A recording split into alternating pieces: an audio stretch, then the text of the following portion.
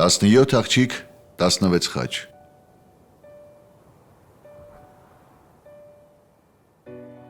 In 1915,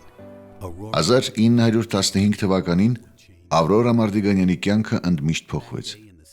Այդ օրը Սիրիայի անապատներից մեկում օսմանյան զինվորները մի խումբ հայ աղջիկների էին խաչելու։ 16 խաչ բարձրացվեց, Ավրորան 17-րդն էր։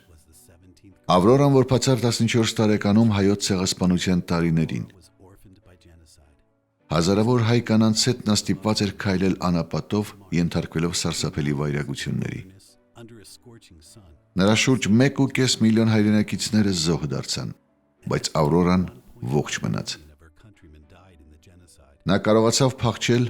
ռուս զինվորների եւ ամերիկացի միսիոներների շնորհիվ փրկվել, 9000 մղոն ճանապարհ անցնել, հասնելով Ռուսաստան,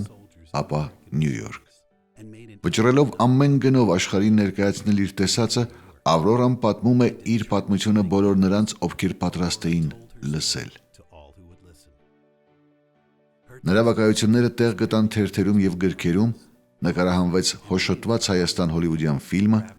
որի վարձույթից ստացված $20 միլիոն ուղղվեց մարդասիրական օգնության։ Ավրորային մենք այսօր հիշում ենք նրա բացառիկ կամքի, ծանրագույն տառապանքների գնով մարդասիրությունը փոխհատուցելու կարողության շնորհիվ։ Իր կյանքի պատմությանն անդրադառնալով Ավրորան հաճախ նշում էր, որ պատահաբար է ողջ մնացել։ Մենք գիտենք, որ այդպես չէ։ Ավրորա Մարդիգանյան, 12 հունվարի 1901, 6 փետրվարի 1994 թվական։